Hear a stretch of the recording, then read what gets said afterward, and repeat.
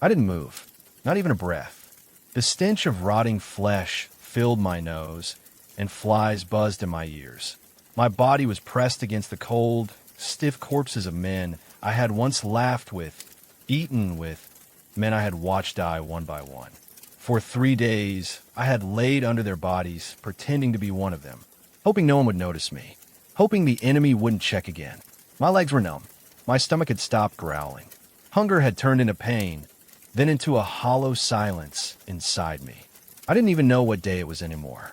The sun came and went above the trees, light peeking through the cracks in the broken walls of the bunker where we had fallen. Every hour, I expected footsteps. Every second, I feared a gunshot. But nothing came, only silence and the occasional scream from far away. I didn't know if I was the only one left. Maybe I was. Maybe this was how it ended for me. But I kept still, because if I moved, I would die. I knew that. Then, on the morning of the 4th day, I heard something. Not footsteps, not gunfire. A whisper. Soft, shaky breathing. Close. Too close. I held my breath. My eyes were barely open, covered in blood and dust. My heartbeat pounded like a drum in my ears. I couldn't tell if I was alive anymore. And then something gripped my arm. It wasn't rough like an enemy's grip. It was gentle, trembling, but it was real. Someone had found me, and I didn't know if it was friend or foe. The day it all started, I was peeling potatoes in the mess tent, laughing with Private Keller and humming a song that reminded me of home. We didn't have much, but laughter was something we still had. War hadn't taken that from us yet. Sergeant Blake walked in, his face tight. "We're moving out in 10, he barked. Orders from high command. There's movement near the ridge.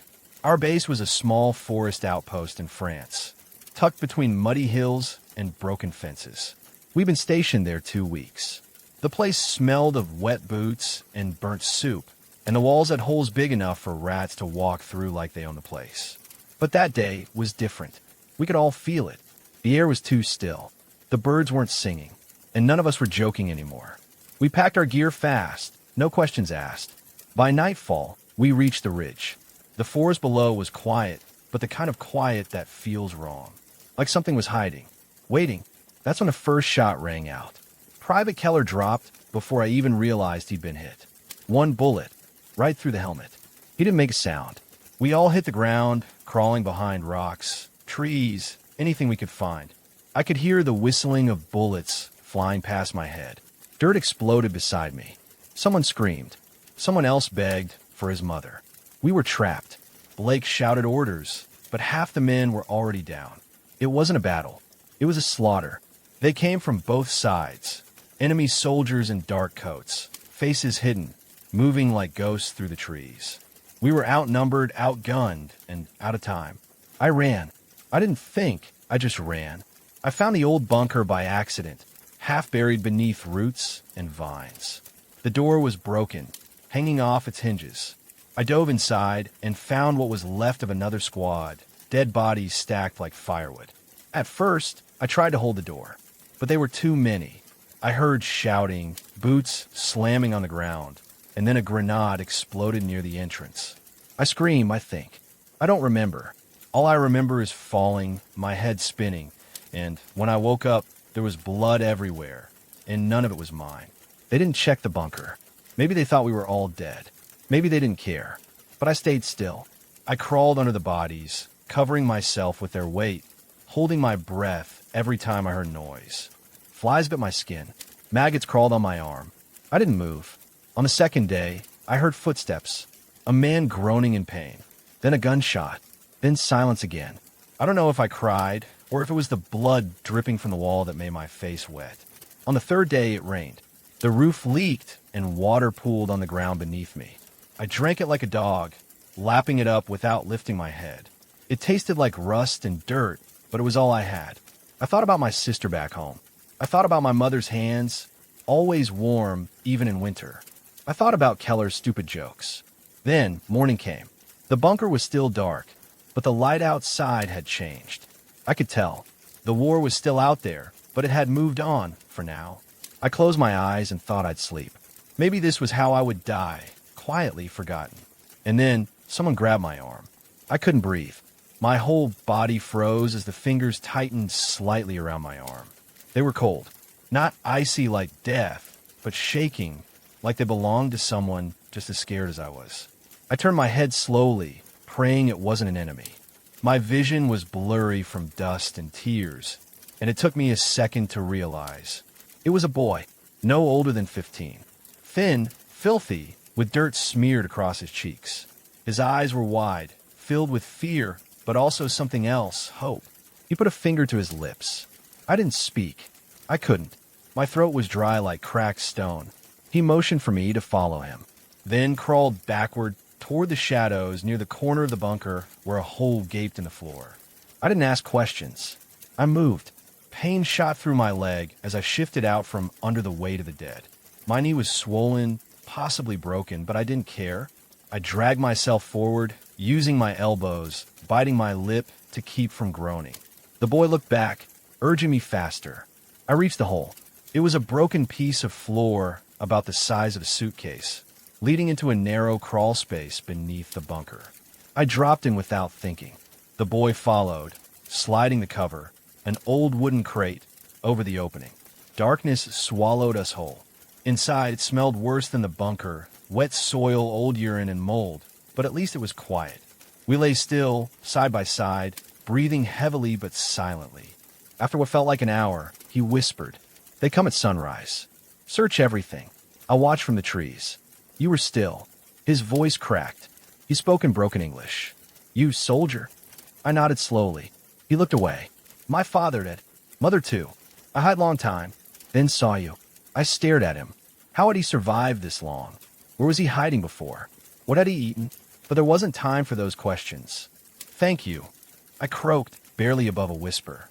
He nodded once, then curled into himself like a scared animal and fell asleep. I didn't sleep that night. Instead, I listened to the distant booming of artillery, to the low rumble of tanks far away, to the occasional scream that shattered the night like glass, and finally, to the silence that came after. By morning, I knew I had to get out. I couldn't hide here forever. My unit was gone, my radio smashed, and I had no idea if there were any friendlies nearby. But I wasn't alone anymore. The boy stirred beside me, rubbing his eyes. "We move?" he asked. I nodded, but slow. He understood. We pushed the crate aside and peeked into the bunker. The corpses were still there. Some had started to swell.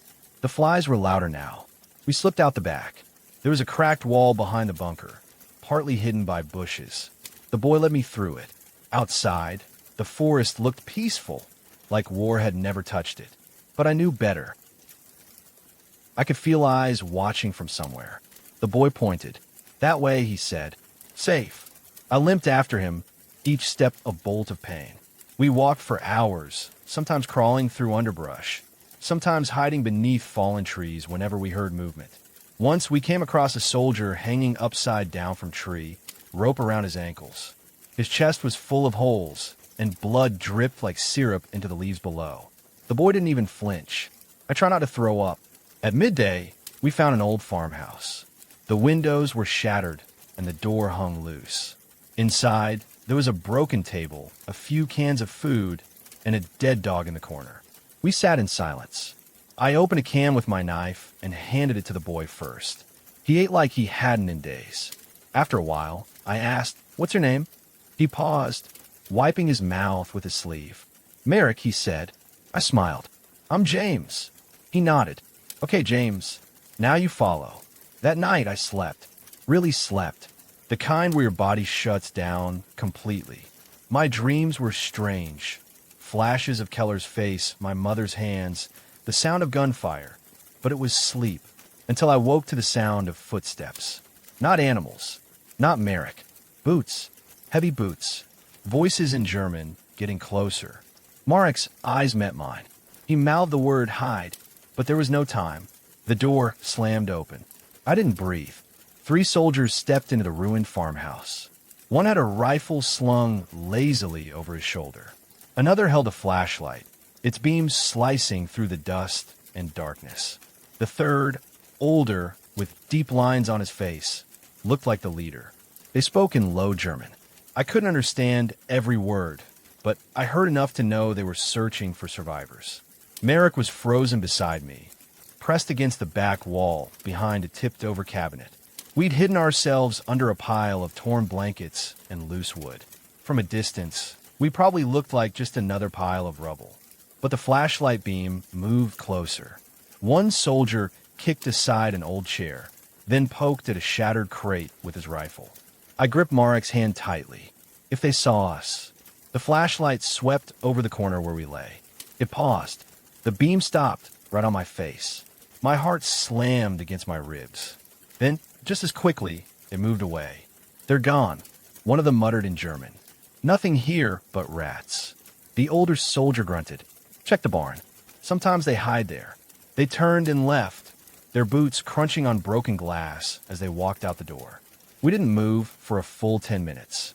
My hands were shaking so badly I could barely keep hold of the blanket.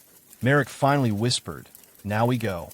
He led me out the back of the farmhouse and through a narrow path in the woods.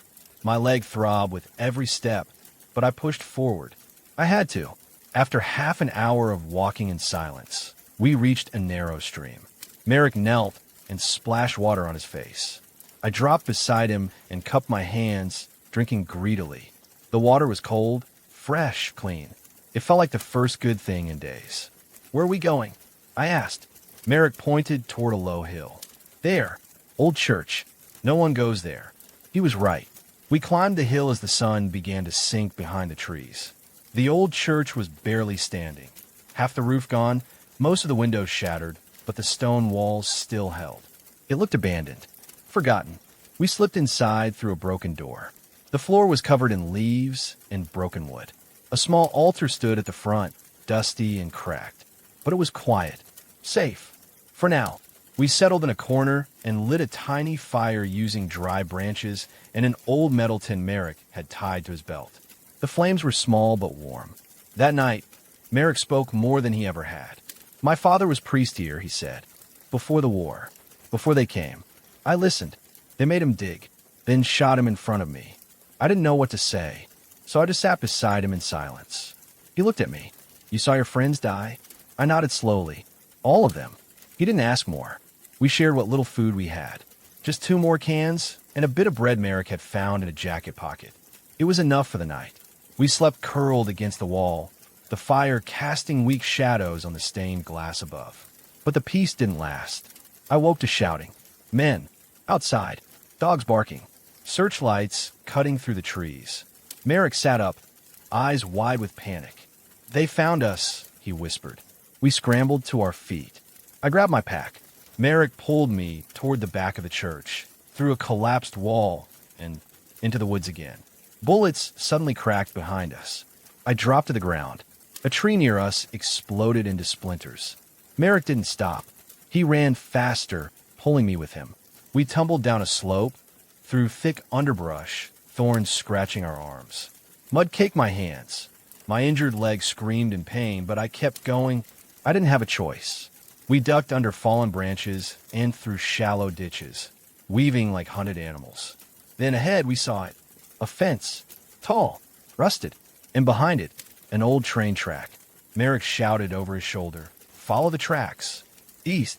We squeezed through a gap in the fence, cutting our clothes on the wire, and dropped onto the gravel beside the tracks. But then I heard it. A howl. A dog. Close. Too close. Then more footsteps. Shouts. Gunshots. Merrick turned to look back. A sharp crack rang out. Merrick screamed and dropped. My blood turned to ice.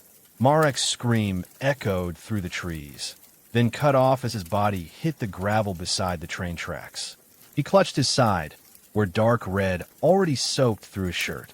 "No!" I dropped to my knees, grabbing him, pressing my hands to the wound. "Stay with me. Merrick, please." He gritted his teeth, eyes wide, breath coming in sharp gasps. "They're coming," he whispered. I looked up. 2 soldiers burst through the trees behind the fence, rifles raised. A third one had a dog, its teeth bared, barking furiously, pulling at the leash. I didn't think. I grabbed Merrick under the arms and dragged him along tracks. Each step was fire. The stones cut into my knees. My arms ached from pulling his weight. He groaned with each jolt, but he didn't let go. Shots rang out behind us. Sparks danced on the metal rails as bullets struck inches from my head. We rounded a bend and spotted a tunnel up ahead. Old, dark, probably abandoned. I poured every ounce of strength into reaching it. As soon as we got inside the mouth of the tunnel, the world went black. I couldn't see anything, just the sound of our breathing, the wind behind us, and the faint drip of water from somewhere above. I collapsed behind a pile of rubble near the entrance. Merrick wheezed beside me, his eyes fluttering. I tore open his shirt. The bullet had grazed his ribs, deep but not fatal. "Hold on," I whispered. "I'll fix this." I wrapped the wound using strips from my own shirt. It wasn't much, but it would stop the bleeding. Outside, the soldiers hesitated. I heard them shouting, the dog barking again, but they didn't enter the tunnel. Maybe they were afraid, or maybe they thought it wasn't worth it. Eventually, their voices faded into the night. I sat there in the pitch dark, my back against the cold wall, holding Marek's hand to keep him awake. "You're okay now," I murmured. "You're going to make it." He tried to smile. "Hurts like fire." "I know." He looked up at the sea. "Yes," I said. "We keep going." The next morning, pale light filtered through the tunnel entrance. We crawled out like shadows. The forest was silent again, too silent. We followed the tracks east, as Merrick had said.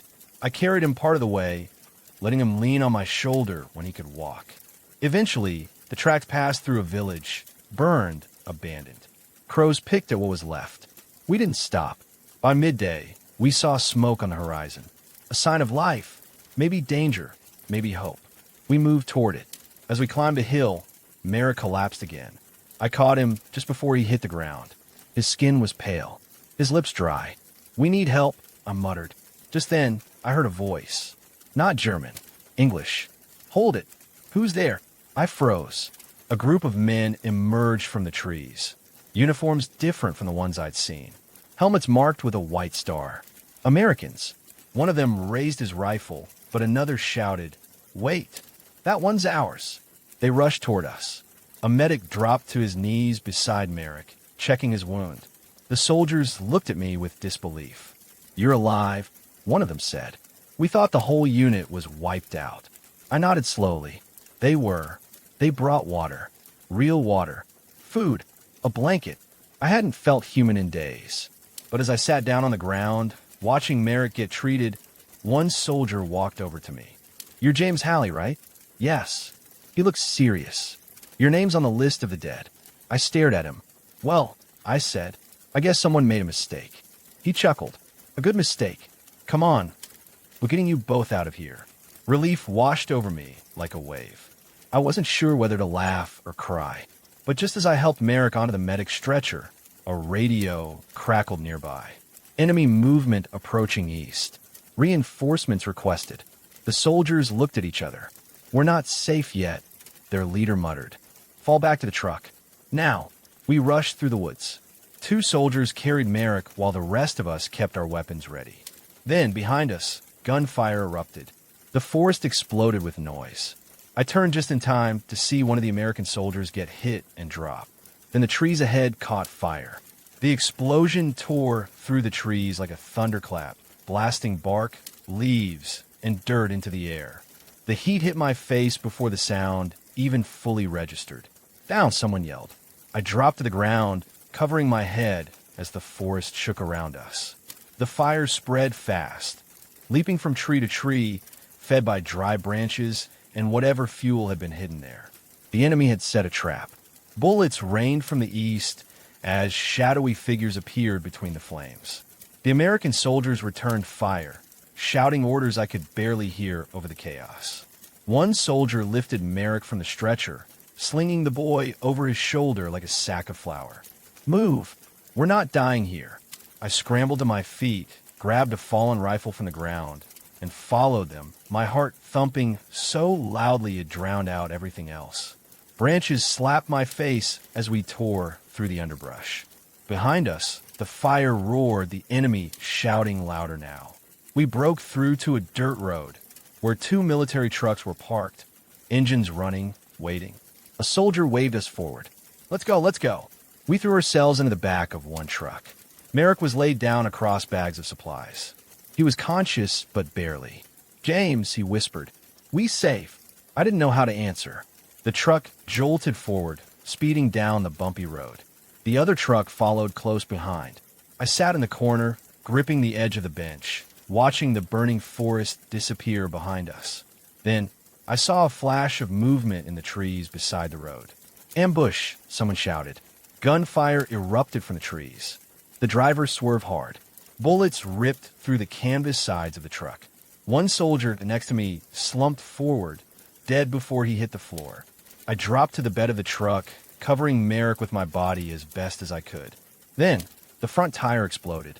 The truck spun. We hit something solid. Everything went black. I came to with a splitting pain in my head and a sharp taste of blood in my mouth. The truck was on its side. Smoke filled the air. One of the soldiers was trying to pull open the back flap, shouting for help. I rolled onto my side.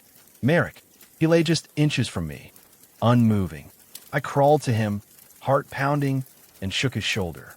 "Merrick! Merrick!" His eyes fluttered open, dazed, confused. "You're okay," I said. "We're okay." He nodded weakly. Outside, more shouting. More gunfire.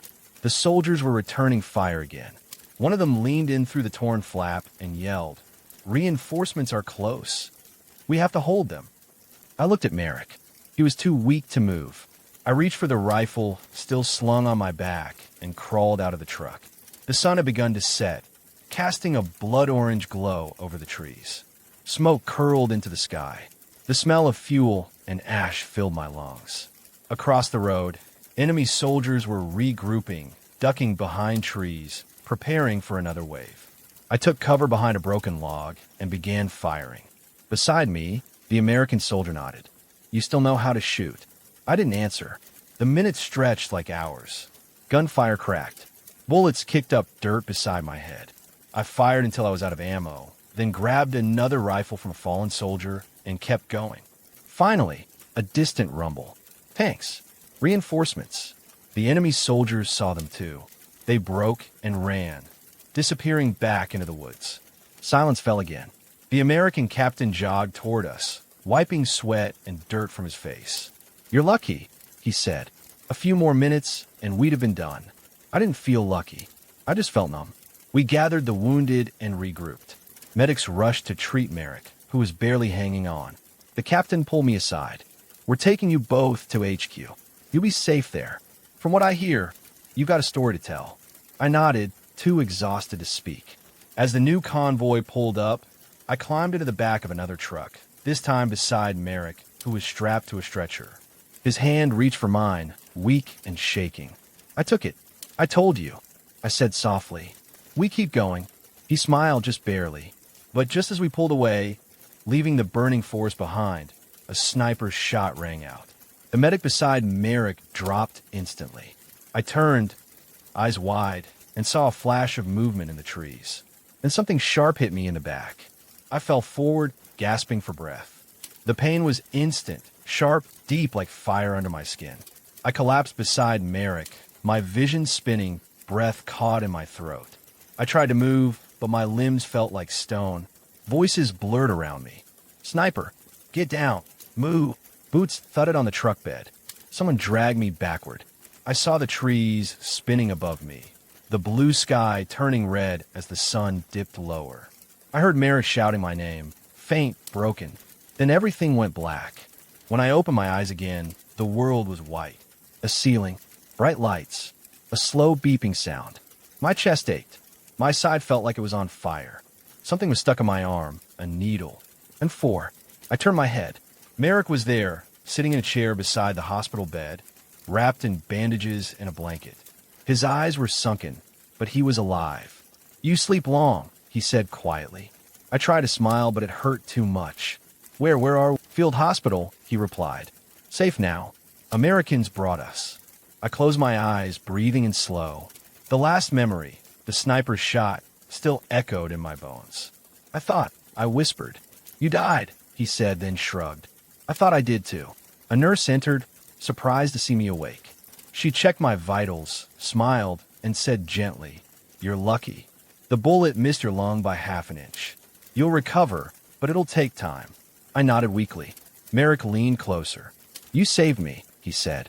No, I whispered. We saved each other. For 2 days, we rested in that hospital. Soldiers came and went, some missing limbs, others blindfolded with burns or wounds I couldn't bear to look at. But the doctors worked. The nurses smiled. And for the first time in a long time, I heard laughter. On the 3rd day, a high-ranking officer came to my bed. Private Halley? Yes, sir. You've been listed as Kia for over a week. We received your dog tags from a dead soldier. Thought you were gone. I gave a small nod. I almost was. He looked over at Merrick. This boy saved your life. We save each other, I repeated. The officer nodded, then handed me a small envelope. Your reassignment orders. When you're fit to travel, you'll be joining the 31st in Normandy. I looked down at the paper. The letters blurred. Another mission. Another fight. He turned to leave, but paused. One more thing. You'll be receiving a commendation for bravery. You both will. Merrick raised an eyebrow. What's that? It means someone noticed, I whispered. That we made it out. That night I couldn't sleep. I lay awake, staring at the ceiling. The beds around me were quiet, but in my mind the gunfire still rang. I wondered how many more fights were coming. If I'd make it through the next one. If Merrick would. He'd been through more than most grown men ever would. And he was just a boy. The next morning, the hospital was attacked. Explosions rocked the walls just before sunrise. Screams filled the halls. Get down, someone shouted. I tried to get out of bed, but pain exploded in my ribs. Merrick rushed to help me, even though he could barely stand. The windows shattered as a shell hit the far wall. Flames licked through the hallway. Smoke poured in fast. Out, a medic screamed. Evacuate now. Merrick helped me limp toward the back exit, dodging fire and falling debris. Soldiers pushed stretchers. Nurses carried wounded, and the world collapsed around us. We reached the back door. A flash of light behind us. The roof gave in. The explosion threw us forward. Dust, fire, and rubble rained down as the roof caved in behind us. I hit the ground hard, Merrick landing beside me. My ears rang. I couldn't tell if I was alive or dreaming. For a moment, there was nothing but a high-pitched hum, like the world had gone mute. Then I heard him. James! Merrick was coughing, reaching for me, blood running down his cheek from a fresh cut. His hands shook as he pulled at my arm, trying to drag me away from the wreckage. I forced myself up. My ribs screamed. My back felt like it had been crushed. But I moved. We stumbled away from the hospital, limping across a field scattered with wounded soldiers and broken equipment. Smoke poured into the sky behind us. The enemy had targeted the hospital. They knew it was full of the injured and the weak. It wasn't war anymore. It was cruelty. American soldiers were shouting commands, returning fire toward the distant tree line. I heard the familiar bark of German rifles. Machine gun fire echoed through the valley. We dropped behind a flipped ambulance for cover. Merrick looked at me, wide-eyed. Why they do this? Even here, I had no answer. I just shook my head. A jeep screeched to a stop beside us.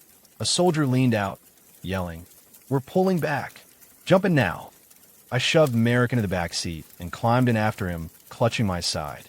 The jeep spun around, bullets pinging off the hood, and raced down a narrow dirt path toward the rear encampment. The field hospital disappeared behind us in a cloud of smoke and flame. We were relocated to a smaller, more hidden medical station miles away, tucked in a valley between 2 wooded ridges. The camp was quiet, too quiet, but safer. For days, I barely moved. My body was broken, but slowly mending. Merrick never left my side. Each night, he shared stories about his village before the war, his father teaching him Latin, how he used to run barefoot through the vineyards without a care in the world. He had lost everything, yet somehow he still smiled. A week passed, then another. By then, my ribs had begun to heal. I could walk short distances again. That's when the captain returned. We have orders, he said. Enemy units regrouping near the mountain pass. We need scouts, volunteers. I didn't hesitate. I'll go. Merrick stepped forward too. No, I told him. You're not a soldier. He stared at me. I've come this far. I don't leave you now. The captain raised a brow, but said nothing. In the end, Merrick came with us, not as a fighter, but as a guide. He knew these woods better than any map could. We left at dawn. 5 men, 1 boy. Silent steps through cold forests and quiet hills. We traveled for 2 days, avoiding enemy patrols, sleeping under leaves, drinking from creeks. Merrick led us like a shadow, always knowing where to step, when to stop. On the 3rd day, we reached the ridge overlooking the valley. That's when we saw it. An entire division of German troops. Tanks, trucks, artillery, preparing for something big. We took photos, marked coordinates. The mission was nearly over. But just as we turned to leave, Merrick tripped a wire. A mine exploded. He screamed, once, and then vanished into the dirt cloud. I rushed forward, ignoring the captain's shout. I dropped to my knees, clawing through soil and smoke. Then I found him. His leg was gone. He was still conscious, but barely. Blood soaked the ground. No, I whispered. Stay with me. You're going to be okay. His lips moved. I leaned closer. I just wanted to help, he murmured. You did, I said. You saved lives. You saved mine. He closed his eyes. Don't leave me, I begged. But the look on the captain's face told me what I already knew. Merrick wasn't going to make it. I carried him. I carried Merrick through the woods, his blood soaking into my shirt, his breathing faint against my chest. The others tried to stop me, tried to take him from my arms, but I wouldn't let go. Not yet. He had survived too much, fought too hard. We moved quickly, avoiding patrols, hearts pounding with every snap of a twig. Every mile felt like 10. My body screamed with pain, but I didn't stop. I couldn't. By the time we reached the emergency pickup point, I was barely standing. The medic team rushed forward. They laid Merrick on a stretcher. A doctor checked his pulse, then looked at me, gently shaking his head. No, I said, collapsing to my knees. No. The doctor placed a hand on my shoulder. He held on longer than anyone thought possible. A tear rolled down my cheek. Not just one, a flood. I hadn't cried in weeks. Not for Keller, not for the others, but for Merrick I broke. Because he was just a kid. Because he saved me. Because he was my friend. 2 weeks later, I stood in uniform on a small hill near the edge of the forest. A simple wooden cross stood in front of me, driven into the soil by my own hands. No name carved on it, just a helmet resting at the base. A small token, a symbol. I stared at it for a long time, the wind rustling the trees behind me. And then I told him everything. About how the American commanders read his name in a briefing, how they added him to the list of heroes, how they said he was the boy who changed a soldier's fate, how I gave them his name, just his name, Merrick. The war went on. I returned to my unit. I fought again. I bled again. But I never forgot him. Every time I ducked behind a wall, I remembered his hand grabbing my arm under that pile of bodies. Every time I ran through the forest, I saw him leading the way. Every time I opened my eyes in the morning, I knew I was only alive because Merrick had believed I was worth saving. And sometimes late at night, when everything was quiet, I still heard his voice. We keep going. Yes, Merrick. We do.